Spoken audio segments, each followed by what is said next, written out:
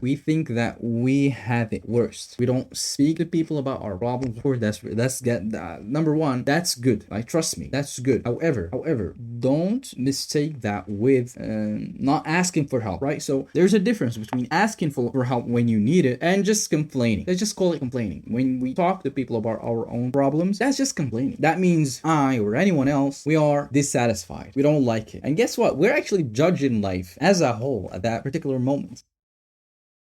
Bismillah ar-Rahman ar-Rahim. In the name of Allah, the most beneficent, the most merciful. Allahumma anfuq ruha barakatin fi kalami waj'al afidata kathirin min an-nasi tahwi ilayh. So I decided to talk about something which touches a lot of people's lives, and I've been there. I've been one of those people. And I'm going to talk about healing. How do we heal? So I'm gonna walk you through how this discussion would go, inshallah. So not to lose you during the conversation, I would say. When I started learning about healing, maybe 5 years, 6 to 5 years, so before COVID, around that time when I learn about the different things we could do to heal and what is healing first. So I learned what is healing first, and then what are the ways and what are the steps to take in order to become positive, powerful, good, all these things. By powerful, I meant resilient. And yeah, so what is healing? Let's just start there. We all know that any wound, physical or not, will stay that way for a short period of time. It depends on the depth, etc., and the degree.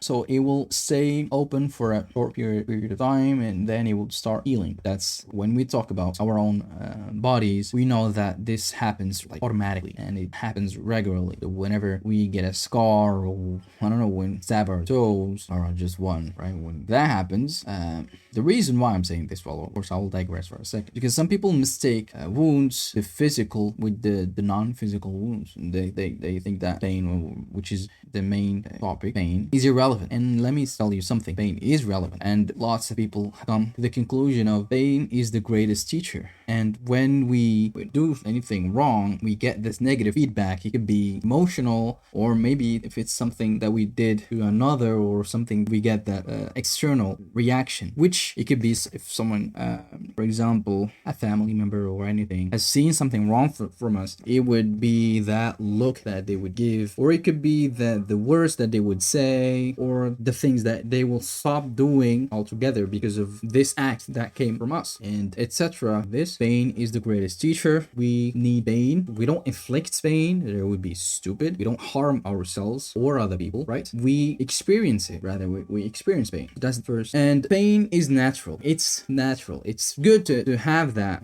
thing that just counters whatever we think life revolves around. So people think life revolves around being happy all the time, which is the stupidest way to live. I'm sorry to say that. Some people, I guess some have never heard of that, but it's really ridiculous to live life thinking that the only way to live is to try to be as happy as you can all the time. No, you gotta get, I don't know, bored, or you gotta get yourself injured or something. You're doing that. Now let's move on to another subject. So healing. What is this thing? Like, what is healing? Like we said, we undergo different experiences. They give us different, I don't know, they give us different perspectives about life. And we should use that to benefit, or I should say, we should benefit from that. We should use those experiences to reduce the likelihood of falling into the same mistakes. It's not wise.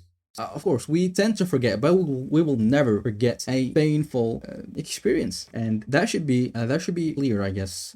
That pain is the greatest teacher. That we undergo, we experience pain, and we have these different emotions that we consider negative. They're not, you ask me. Of course, they might feel negative, but in the grand scheme of things, from the outside, they're actually there to help us mitigate the painful experiences and actually go through life. So we mitigate the things that are yet to come, and that's it. Now, the only thing, this is the second point, the only thing that I want anyone listening to take home is to stop feeling entitled. Please, stop feeling entitled. I know how that feels, and I know the reason why you might, or me, or anyone, the reason why people feel entitled, right? Because we think that we have it worst. We don't speak to people about our problems. Of course, that's number one. That's good. Like, trust me, that's good. However, don't mistake that with not asking for help, right? So there's a difference between asking for help when you need it and just complaining. Let's just call it complaining. When we talk to people about our own problems, that's just complaining. That means I or anyone else, we are dissatisfied. We don't like it. And guess what? We're actually judging life as a whole at that particular moment. And I mean, we know that life is all about being positive, not happy all the time, but being positive, feeling,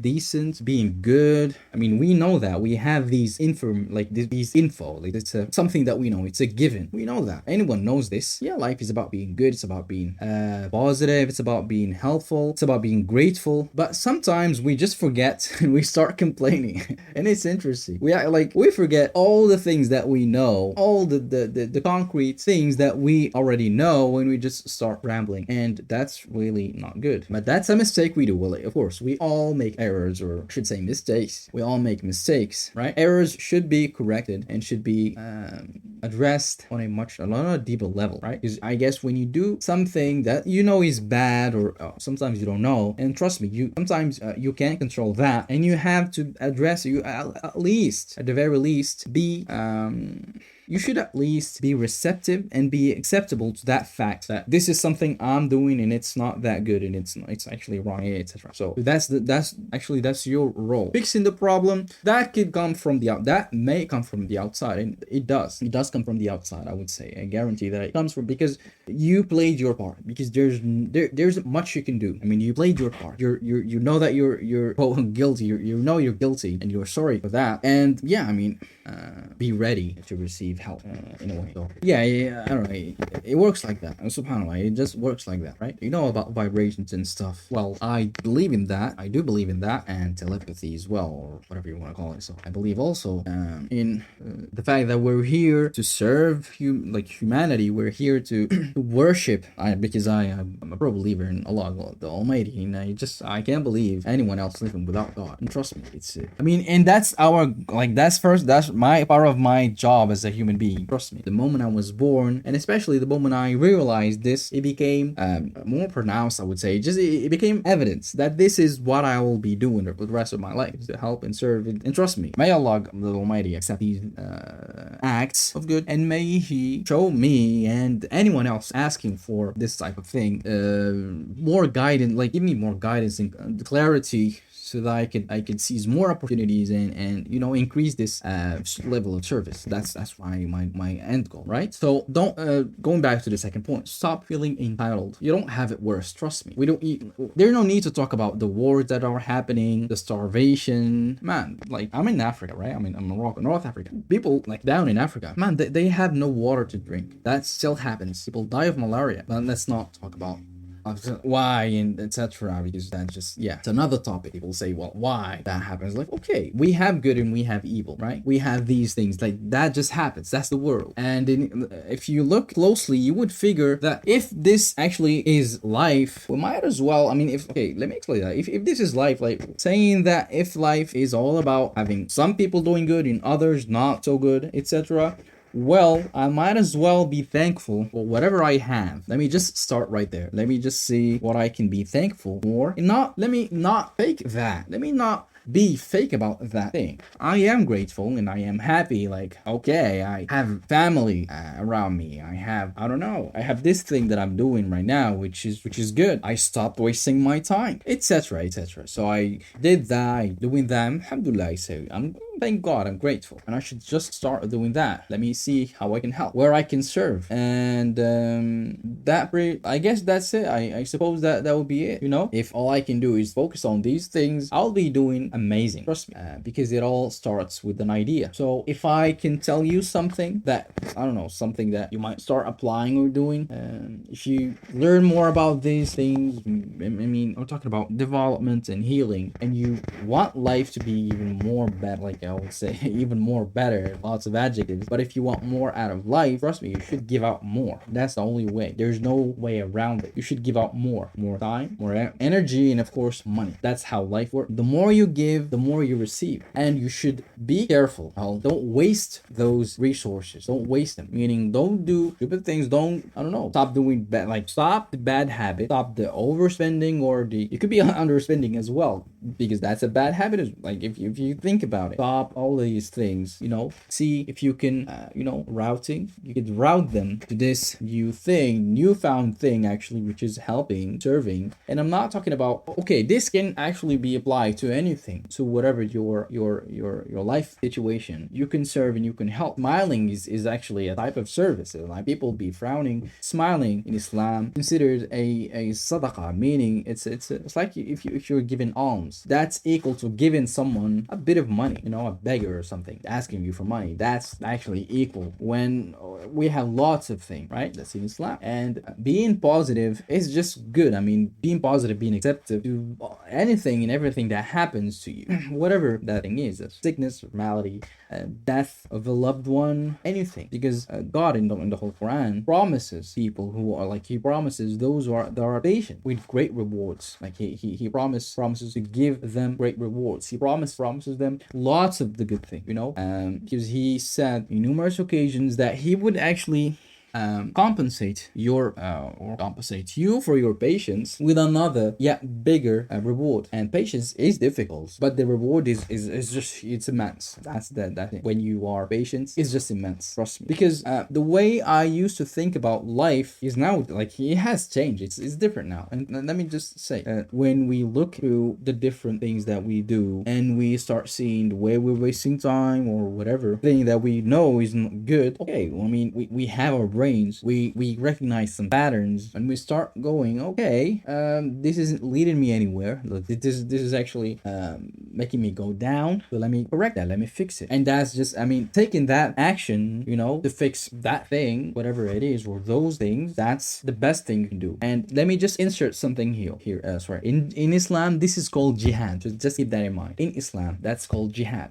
Jihad is not about, this is actually a different topic, it could go longer, but let me just give you the gist of it. Jihad, it has nothing to do, it has no business of being bloody, trust me. Jihad, the way it was done during the what we call the Sadr of Islam, meaning the moment Islam prevailed and became Islam, it became the prevailing religion in the region, or in the Arabic Peninsula. That time, people were punished because they said, like in the Quran, Rabbuna Allah, our God is Allah. Right? People were killed for just saying that. Now things are totally different, of course, right? We have this freedom, we have this liberty. Some regions think we're still living in those times, so they suffocate and they torture, they prosecute and persecute the people who say Rabbuna Allah. The same thing is happening. People who say our God is Allah are being tortured all over the world. You name the place, I'll tell you that. Okay, it exists over there. So in Pakistan, that's like, mashallah.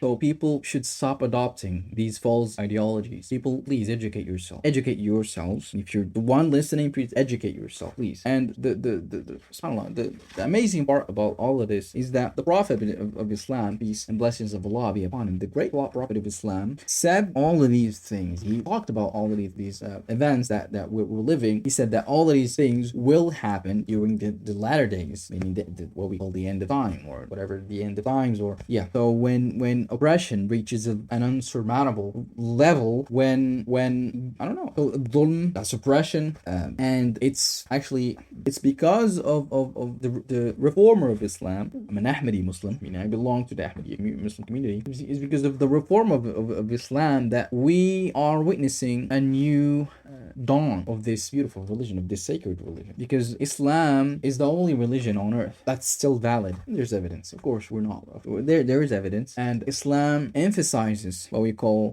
its adaptability, right? It's just adaptability. Islam emphasizes that, and it's not just in words. We see that Islam actually fits each and every age, or era, I should say. During the time of let's just talk about the 19th century. Islam before that was about to die. So, I mean, God forbid, if he wasn't for the prophet, the last prophet, which is the Hazrat Mirza Ghulam Ahmad alayhi salam. This is the reformer of Islam, right? We have different reformers, so people come to revive some teachings of of that religion. So we have in Islam, that happened in Judaism. It did happen. We had Christianity.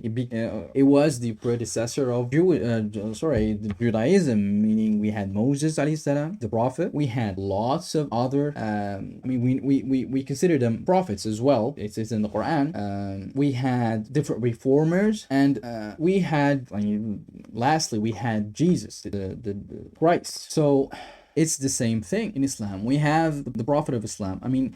Jesus Christ marked the end of that era, meaning Judaism, Christianity, I would say, were both two sides of the same coin. When we have this new era, which is Islam, it's the same message, but because we have different people, his time has changed. God created this new, I would say, environment. It's an environment that people will respond to and interact with. And so they did. We have the first companions of the Prophet, meaning the people who believed in him and did bay'ah, meaning they accepted him as the Prophet, the Prophet of God, who will just shed light on some of the teachings that were actually, they existed, some teachings that are already there, meaning having good morals, etc., and the likes. But he brings new things as well, lots of different things that people will tolerate and will they will cooperate into. So people will cooperate with these teachings, meaning they would apply them and they would use them and they would follow the Prophet of Islam. So their generation and the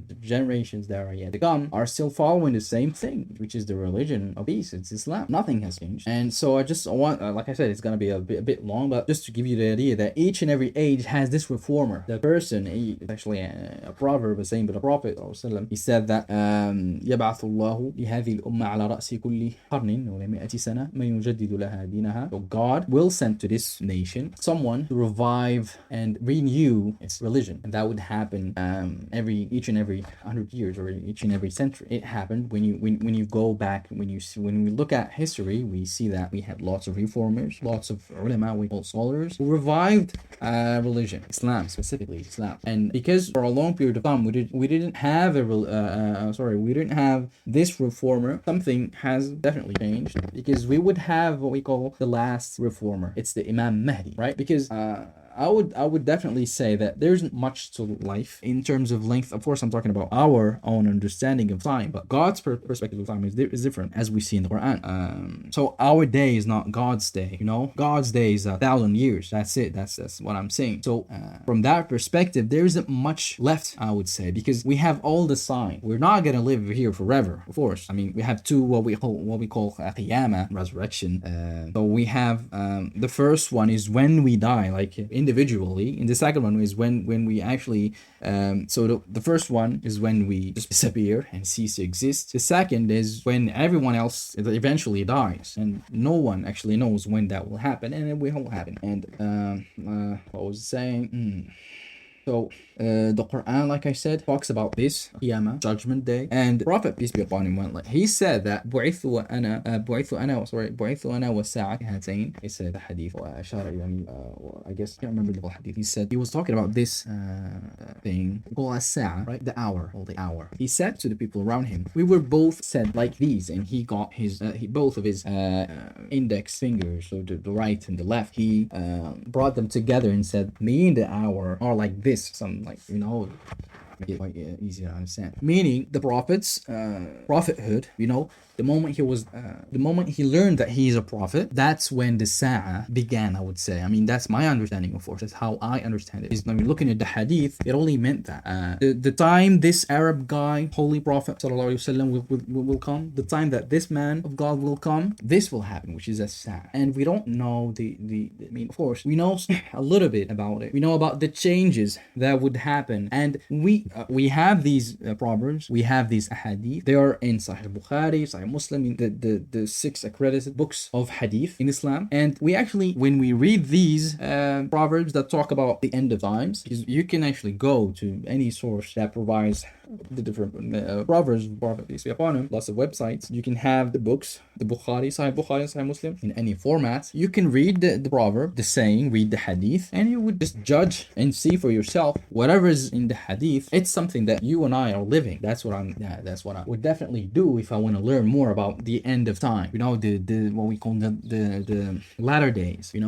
Different chapters, or what are called abwab, doors. In these types of books, is there's actually chronicles with different, like, many volumes. So they're organized in such a way that you would have, like I said, door, abwab, bab kada. I would say just chapters or sections. Actually, sections is better. So you have different sections and different chapters that talk about this specific thing, which is the latter days. And people doubt that. Okay, that makes no sense. Why would you doubt the Prophet, peace be upon him? It's like, no, you listen. For anyone who's doubting this, you either doubt the Prophet, be upon him, right? Which is the case. Trust me, it's the case. I would definitely give the benefit of the doubt, but I would not tolerate being or having the Prophet, peace be upon him, be called anything else that we know of being. That's it. That's it. The hadith are there, and be wary of the people who mislead other Muslims, because they want to preserve. I was reading something very interesting on Facebook. It was about this female figure, well known online personality, and alhamdulillah, she's actually growing to Islam. She's accepting Islam slowly, and she learned a lot about it. She would stream, and actually you would see her reaction, etc. It was genuine. That's actually how Islam should be approached, and that's actually the case for anything that you want to learn more about. You should remove any preassumptions, any bias, anything that would influence the final outcome, which is you either accept or refuse that thing. So and subhanAllah, the West. This article, like I said, I read it was about the West being the way it is because people who benefit from gambling, adultery, and the different things that happen over there, they would not allow Islam to prevail. That would get them out of business, right? And that's the same thing for some scholars in religion. It's the exact. They follow the same. The same steps. They would face the same. Except if God intervenes and decided to do what we call give them afu, meaning they would forgive them if they actually showed regrets, etc., etc. And they would, in fact, that they are leading people astray in the thousands, which is terrible. Imagine now, like we said, in the West, all of these things happening, lots of people are benefiting from these things. They make money out of that. They wouldn't allow Islam to be fully practiced, and of course they allow. Of course, people pray, they have mosques, etc. But it should never be. It should not be too much. That's what I'm trying to say. It should not be too much. Like, yeah, you can do you, but they put these red lines. But yeah, they're just lines. So they put these things. You should not trespass this, etc. They don't say that, but it's clear they do other things. They work around that. Of course, we're not here to. I'm only here to just deliver what's happening, and that's horrible. That's just horrible. It's hypocrisy, because some of them, they might adapt to some how can I say that, so some of these powers, actually, like I said, they allow people to pray and worship God. We have, alhamdulillah, we have religious freedom, this liberty to worship. That's a blessing. Trust me, it's a blessing. Like I said, people died, they suffered, they boiled for just saying God is one and our God is Allah. They were dead, and sorry for that. Now, like I said, some people try to copy that, and it's totally dumb. Sorry for that. It's totally dumb. That should not be done. Like I said, this is not new. The prophets, the prophecies of Hazrat Mustafa are clear about this. He said that there will come a time upon my people where they would follow the footsteps of the nations before them, the Jews and the Christians. They would follow them step by step. It's interesting, actually. We just, like they say, you don't know what you don't know. Well, this is something we should keep in mind. So, like I said, the West is doing this. They make money out of that. That's just how it runs over there. And some Muslims actually do the same. They lie. Trust me, they lie. They make blank lies about this guy that came from God. This guy, Mirza Ghulam Ahmad Qadiani. This guy, trust me, someone said, I am the Imam Mahdi, and you would have a bunch of people saying, okay, prove it. And he does prove it. Sometimes you would agree with him, and the majority of times you would just, you would gather with others and just say bad things about him, spread lies amongst his devout followers, say the wrong thing when you're supposed to. I'm talking about some people who do stand witness during I don't know, a trial or something, the witnesses they say, well, we call it's a zur, it's called zur, meaning to testify. I don't know what's the right word for it in English, but it's to say to lie, basically, when you're asked to testify for a crime or some any act, if not necessarily a crime, called a zur. So they do that. They try to harm, they still do, some of their followers harm the followers of this guy, the Hazrat Mirza Ghulam Muhammad alayhi salam. They spread lies about his community, and that's how, like I said, that's how. So the West is making money that way, whatever they're doing, and these so-called Muslims are doing this. They spread lies, they kill, they whatever, they do whatever they to gain that stupid badge of being a devout follower of some uneducated individual. It's probably they're ignorant. They're just so it's out of the spectrum, and so that happens. And yeah, Jazakumullah for listening. God bless you. I wish I could just be more present and do more things like these, more of this. I would definitely find time. Astaghfirullah.